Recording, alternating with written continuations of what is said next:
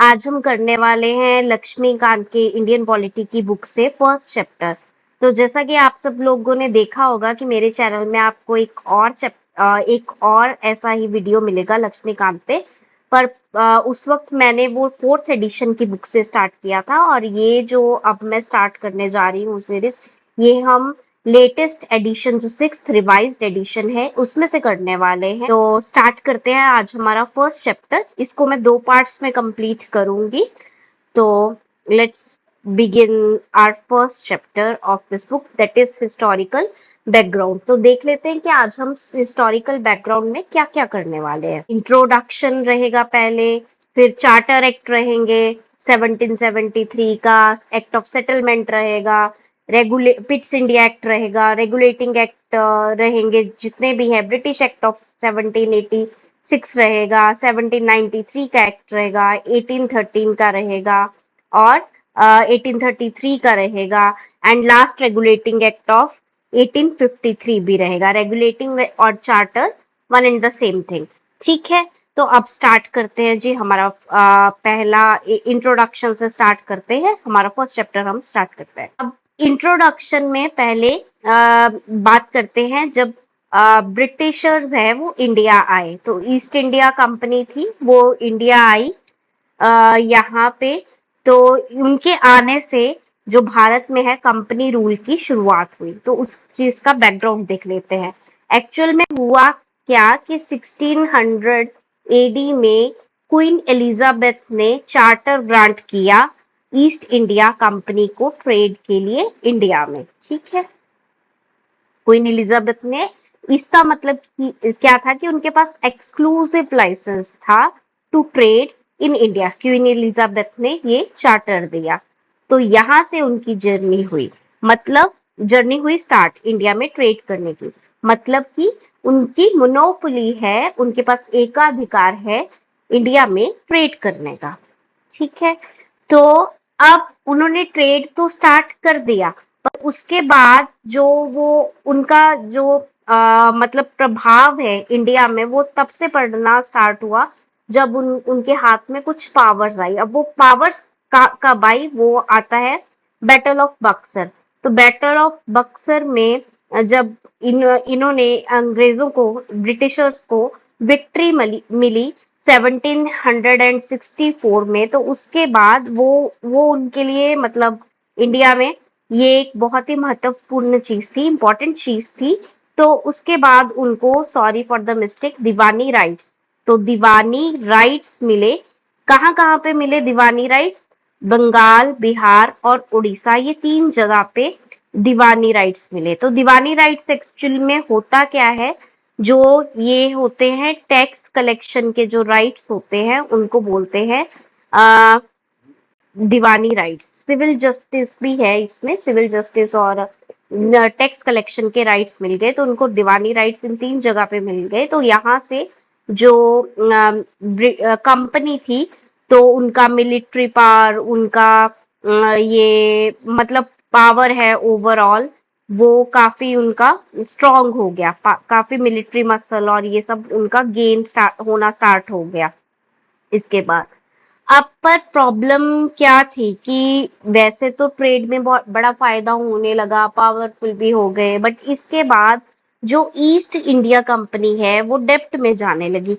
अब ये बहुत ही स्ट्रेंज बात थी, क्योंकि वैसे तो जो बहुत ज्यादा फायदा हो रहा है, पर कंपनी कर्जे में डूब रही है। कंपनी का कर्जे में कैसे डूब रही है? ऑफिसर्स बहुत खुश है, बहुत उनके पास पैसा है, अमीर होते जा रहे हैं, बट कंपनी कर्जे में डूब रही है। इट मीन्स वहां कुछ गड़बड़ घोटाला and something was going on, something like that was going on.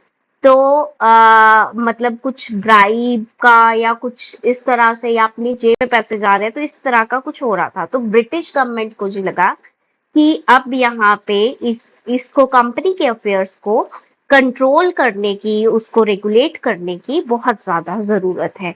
तो इसी चीज के लिए, इसी पर्पस के लिए कि रेगुलेट किया जा सके कंपनी के अफेयर्स को, तो सरकार ने क्या पेश किए, क्या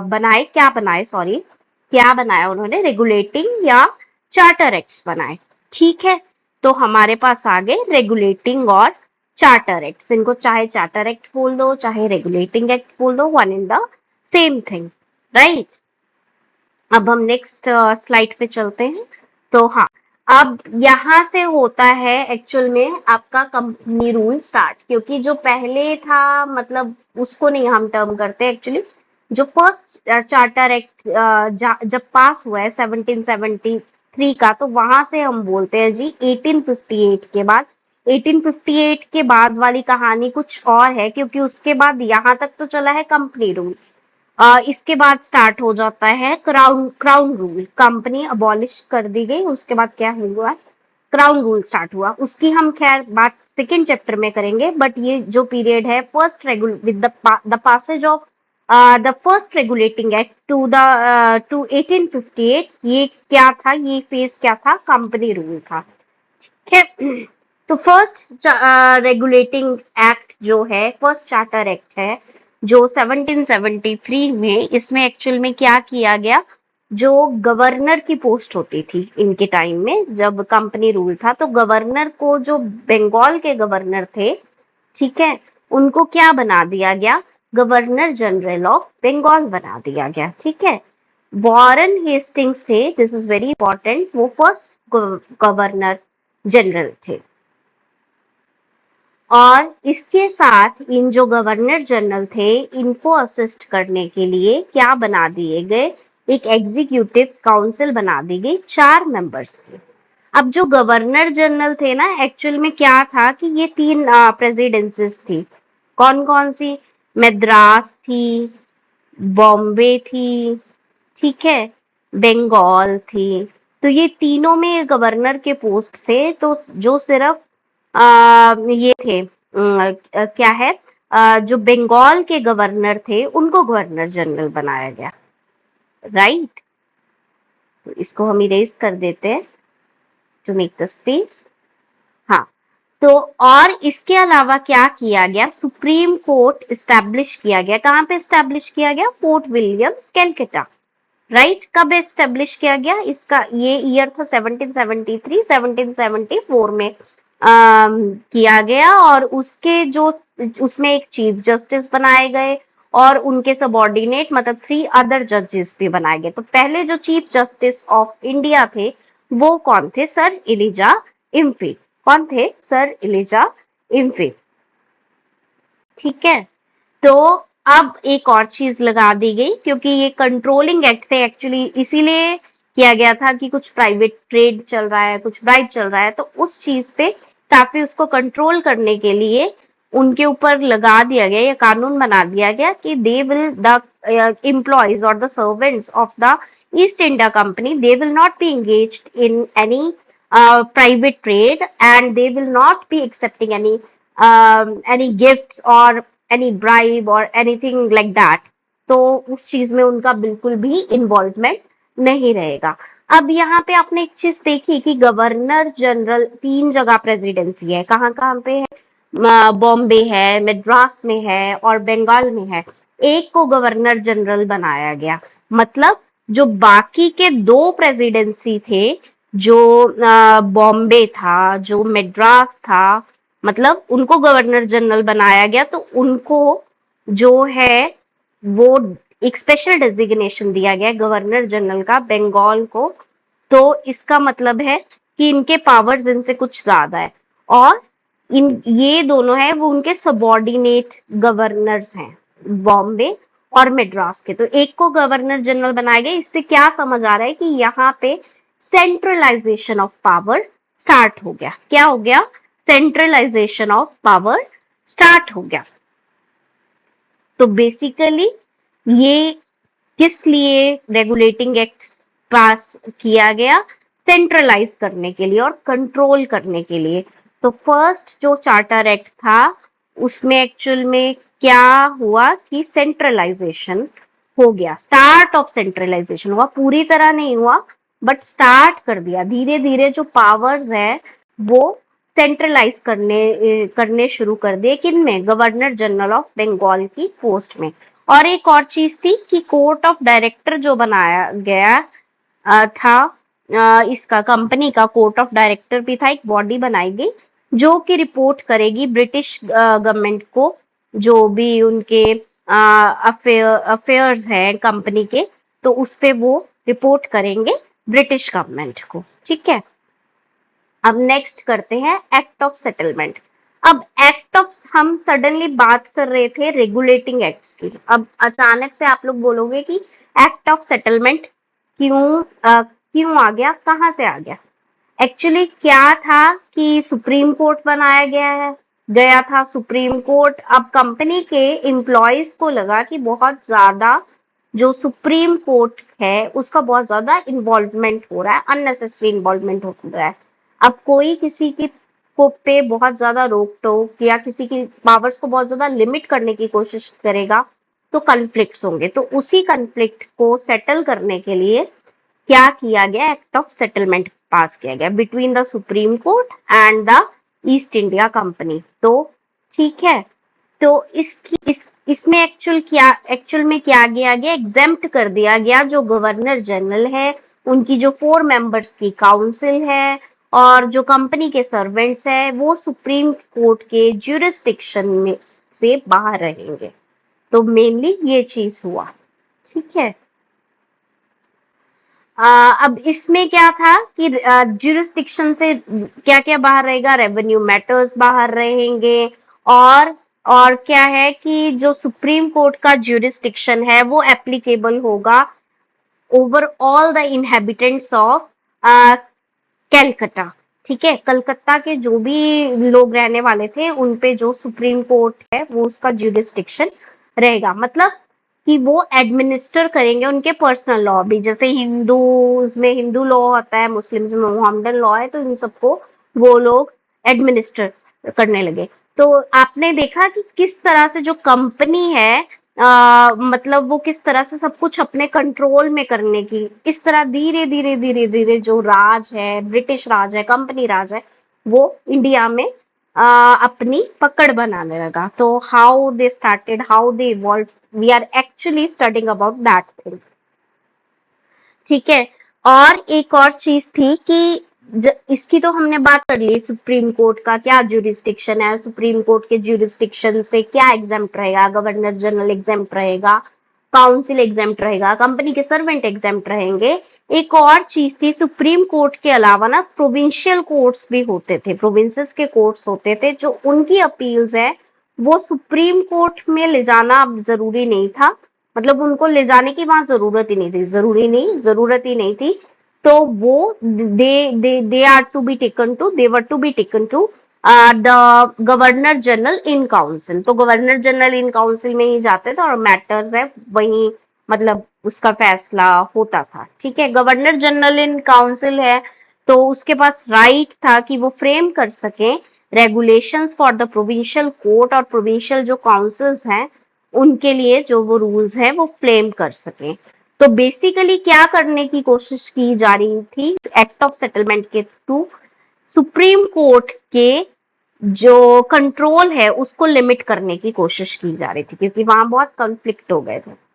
ठीक है, अब हम नेक्स्ट एक्ट करते हैं, पिट्स इंडिया एक्ट ऑफ 1784। अभी ये एक्ट स्टार्ट करने से पहले ना एक बहुत बड़ी इंपॉर्टेंट चीज है वो मैं बता देती हूँ, which I forget to tell before. जो चार्टर एक्ट थे ना, जो रेगुलेटिंग एक्ट्स थे, वो 1773 से स्टार्ट किया गया। ठीक है, एंड देन उसके बाद नेक्स्ट एक्ट था 1793। ठीक है जी, उसके बाद नेक्स्ट एक्ट था 1813, देन 1833, देन 1853, एंड उसके बाद तो भाई 1857 में हो गया जो म्यूटिनी, सिपाही mutiny, first war of independence. तो उसके बाद तो जी कुछ भी, कोई भी रेगुलेटिंग एक्ट की जरूरत नहीं पड़ी। खैर उसकी बात हम बाद में करेंगे कि कुछ प्रॉब्लम्स हो गए थे उसकी वजह से। उसके बाद जो है क्राउन रूल होने लगा कंपनी रूल की बजाय, तो उसके बाद चार्टर एक्ट की जरूरत ही नहीं पड़ी, कंपनी को अबॉलिश ही कर दिया गया। ठीक है, वो बात की बात है। अब यहाँ पे आप लोग देख रहे होंगे कि 1773 है, 1793 है, इन दोनों के बीच कितने इयर्स का डिफरेंस है, 20 इयर्स। इन दोनों के बीच कितने इयर्स का डिफरेंस है? 20 इयर्स। इन दोनों के बीच कितने इयर्स का डिफरेंस है? 20 इयर्स। तो ये चार्टर एक्ट्स थे, जो रेगुलेटिंग एक्ट्स थे, इनका बेसिक फंडा ये था कि इनको हर 20 ईयर के बाद जो चार्टर है वो रिवाइज होगा, कुछ नए रूल्स की जरूरत है, या कुछ अमेंडमेंट की जरूरत है, अमेंडमेंट किया जाएगा, कुछ नया पॉलिसी की जरूरत है तो वो लाया जाएगा। बेसिकली ये चीज थी, और रिव्यू होता था, वर्किंग वगैरह। तो हर 20 साल के बाद एक चार्टर आता था। ये बीच में कुछ एक्ट्स थे, जैसे कि सेटलमेंट एक्ट है, 1784 है। So these are not charter act. ये कुछ एडिशनल, कुछ जरूरत पड़ी, या कुछ ये एक्ट्स थे जो इम्पोर्टेंट बीच में भी आए, but these are not charter act. तो चार्टर एक्ट है वो 20 ईयर्स के डिफरेंस पे ही थे। तो ये information, this was very important. तो ये हमारा हो गया। Let me raise this, then we will. अब हम करेंगे Pitt's India act of this 1784। ठीक है। तो इसके द्वारा एक्चुअली किया गया, through this act what was done, actually supreme control दिखाया गया कि जो ब्रिटिश गवर्नमेंट है उसका है सुप्रीम कोर्ट। चाहे कंपनी यहाँ पे राज कर रही है, कंपनी चला रही है यहाँ पे, बट एक्चुअल में राज है किसका, कंट्रोल है किसका ऊपर से? ब्रिटिश गवर्नमेंट का। तो ये एक्चुअली इस एक्ट के थ्रू दिखाने की कोशिश की गई, कंपनी को भी, इंडिया को भी। कंपनी को मेनली, क्योंकि इंडियंस को तो काफी देर तक यही नहीं पता चला कि हो क्या रहा है। सोचने समझने में वक्त लग जाता है ना। आजादी पाने में हमें कितने साल लग गए? 200 साल से भी ज्यादा, तकरीबन 1600 में आए थे, तो उससे भी ज्यादा, 1600 में नहीं स्टार्ट हुआ चाहे, बट एक तरह से 200 से भी ज्यादा साल वो लोग हमारे यहाँ रह के गए हैं।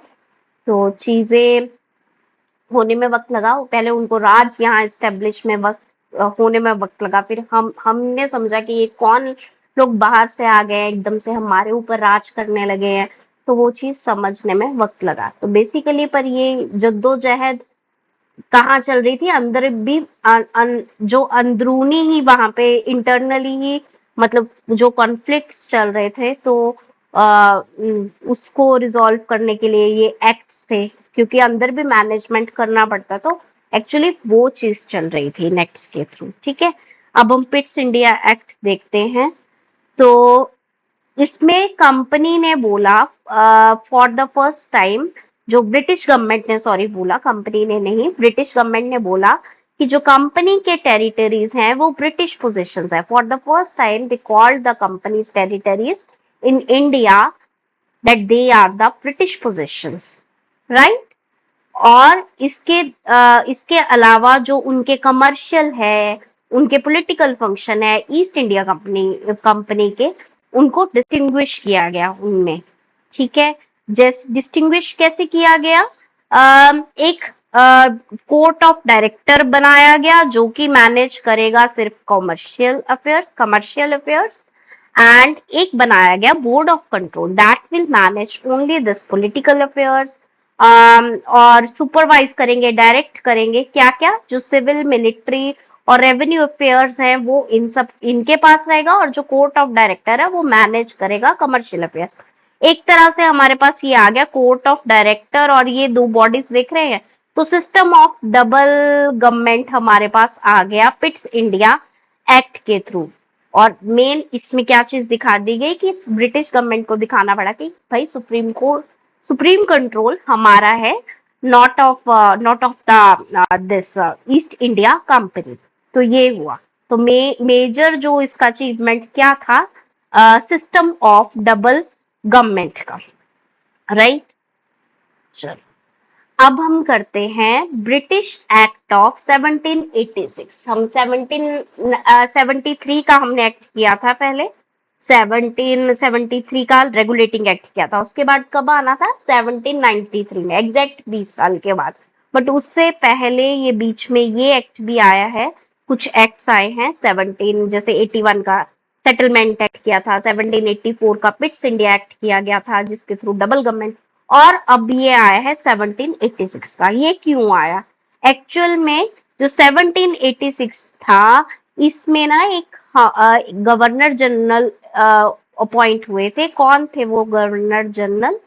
लॉर्ड कॉर्नवालिस थे। ठीक है, लॉर्ड, तो ये जो लॉर्ड कॉर्नवालिस थे, ही actually kept two demands in front of the British government to accept that post.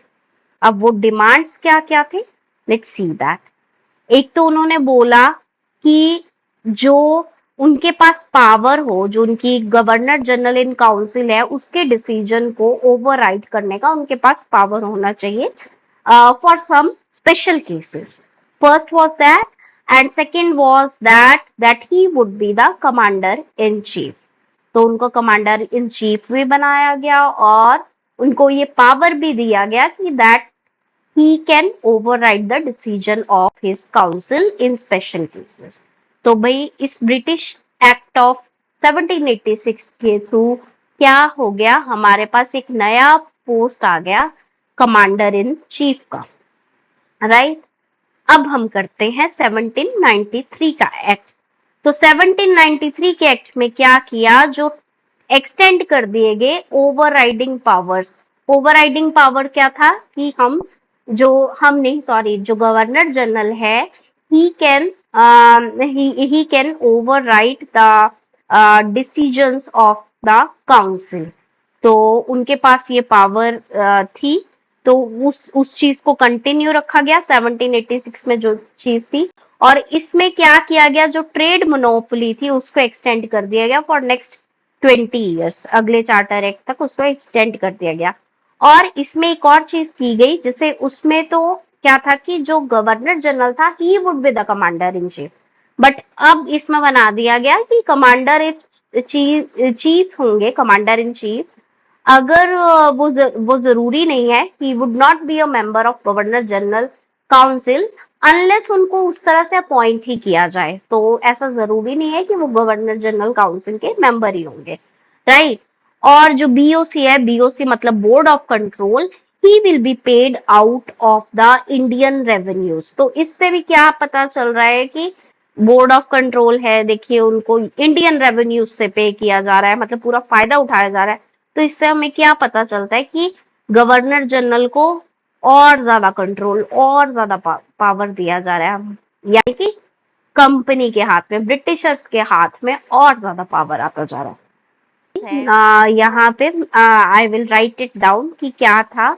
एक तो इन्होंने अब अलाउ कर दिया कि क्रिश्चियन मिशनरीज है जो, they will come to India and वो अपना क्या नाम है, धर्म का प्रचार करेंगे, राइट।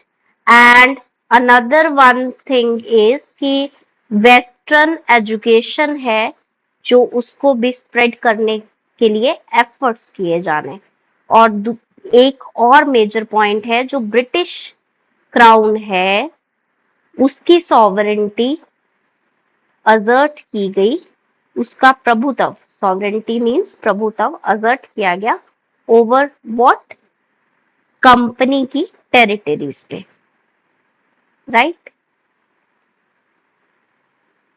तो मतलब ब्रिटिश जो है, ब्रिटिश राज है, उसको स्थापित करने की, उसको फैलाने की पूरी कोशिश की जा रही थी।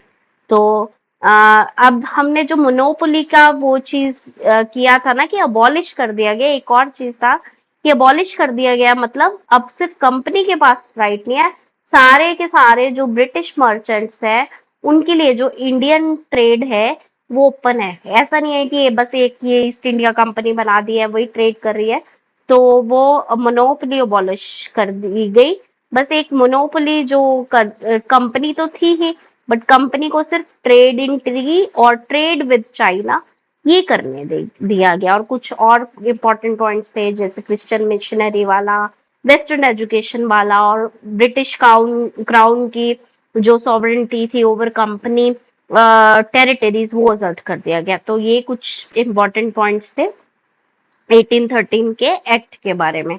अब हम नेक्स्ट एक्ट करते हैं, दैट इज 1833 का रेगुलेटिंग एक्ट, 1833 का चार्टर एक्ट, राइट।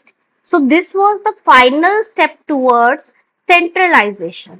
तो अगर आप सब लोगों को याद होगा कि हमने 1773 के एक्ट में किया था कि that was the start of the initiation of the centralisation.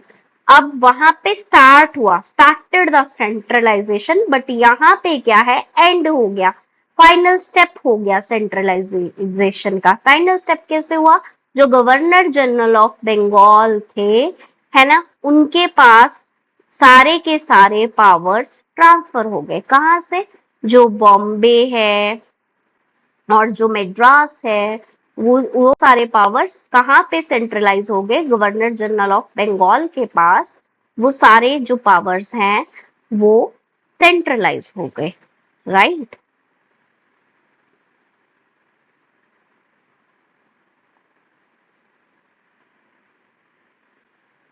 देखिए गवर्नर जनरल अब सेंट्रलाइज हो गए तो उनको एक स्पेशल डेजिग्नेशन देना पड़ेगा। स्पेशल डेजिग्नेशन क्या था, वो गवर्नर जनरल ऑफ इंडिया। तो first governor general of India कौन थे, विलियम बेंटिक। और फर्स्ट जो गवर्नर जनरल थे यानी कि गवर्नर जनरल ऑफ बंगाल थे, वो कौन थे, Warren Hastings. First governor general of India कौन है, विलियम बेंटिक, राइट। अब रेगुलेशंस को एक्ट्स बोला जाने लगा। Regulations were called as acts, they are now called as acts as per the charter act of 1833। And दूसरा क्या था कि कमर्शियल जो एक्टिविटीज थे, जो ईस्ट इंडिया कंपनी को, उनको बिल्कुल ही बंद कर दिया गया, एंड कर दिया गया, ठीक है। और जो कंपनी के टेरिटरीज हैं उनको बोला गया कि they are held by the company in trust of his majesty, his heirs and successors, right. तो एक और इम्पोर्टेंट चीज थी कि जो सिविल सर्विसेज की एग्जाम्स है वो इंडियंस के लिए ओपन करने की कोशिश की गई, बट अनफॉर्चुनेटली वो ओपन नहीं हो सका।